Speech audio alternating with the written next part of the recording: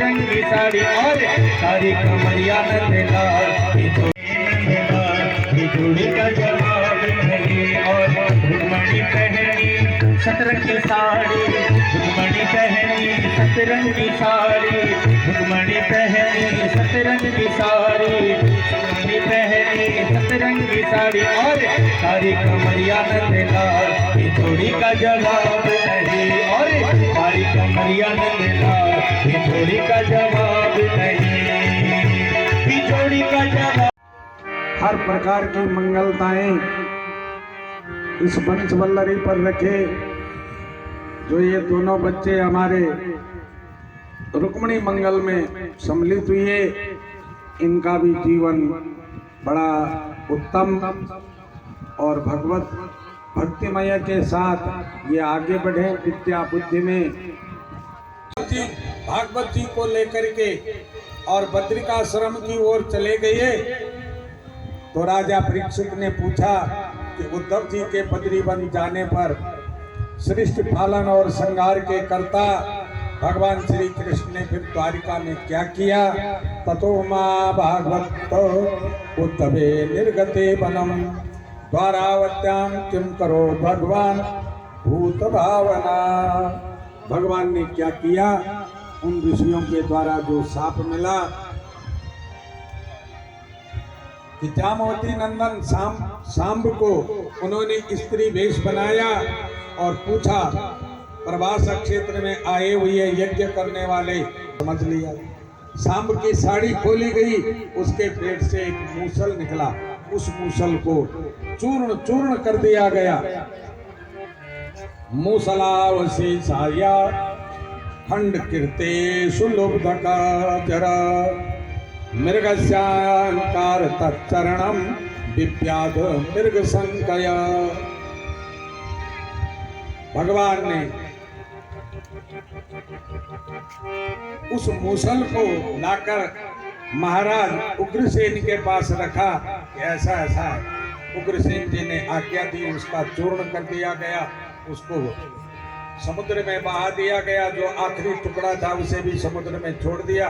समुद्र में उस टुकड़े को मछली ने खाया, वही मछली के पेट से उस टुकड़े को निकाल करके व्याध ने अपने बाण पर लगाया, जरा नाम के व्याध ने, और उसी से भगवान के चरण में प्रहार।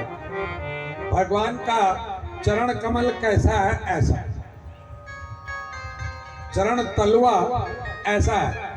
मृगस्या कारम तच्चरणम, मृग का मुख जैसे होता है ऐसे भगवान का चरण तलवा दिखाई देता है, लाल लाल।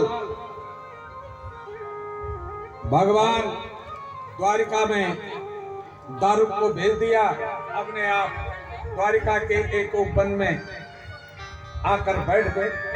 भगवान ने सबको आज्ञा दी दारुक के माध्यम से कि अब ये द्वारिका पूरी समुद्र में विलुप्त हो जाएगी, इसलिए द्वारिका छोड़ दो।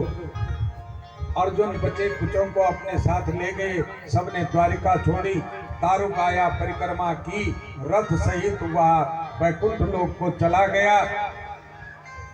इधर भगवान पीपल के पेड़ का आश्रय लेकर द्वारिका के बगीचे में पीपल के पेड़ पर पीठ लगाकर अपने बाएं घुटने में दाहिना पांव ऐसे रखे हुए और डूबते हुए सूर्य की किरणें भगवान के दक्षिण पाद पर पड़ रही हैं। यूं चमकता हुआ लाल लाल रत्नारे भेष में भगवान का वह दिव्य रूप। जरा नाम का व्याध मृगया के लिए आया था, उसने दूर से देखा कि कोई मृग शायद पानी पी रहा। ऐसा आभास हुआ भगवान के मुख चरण पर, जो मृग मुख के आकार के चरण थे उस पर, और वो सूर्य की किरणों की चमक से ऐसा समझ बैठा। उसने उसी बाण का, जिस पर वो लोहे का टुकड़ा लगा हुआ था, जो मूसल का एक अवशेष टुकड़ा था, उसी से प्रहार किया। भगवान के चरण तलवे पर वो बाण लगा, खून की धार बह निकली। जरा नाम का व्याध आया, ढूंढते ढूंढते देखा तो उसने परिक्रमा की। कहा भगवान गलती हो। भगवान ने कहा तेरी कोई गलती हो, जैसे मैंने मारा वैसे तूने भी बदला ले लिया, तेरे ऋण से उऋण हो गया। मैंने छुप करके राम अवतार में तुझे मारा था, वही बाली जरा नाम का व्याध बन करके आज भगवान के चरण तलवे पर बाण का प्रहार करता है। जरा को मुक्त कर दिया, जरा नाम का व्याध मुक्त हुआ।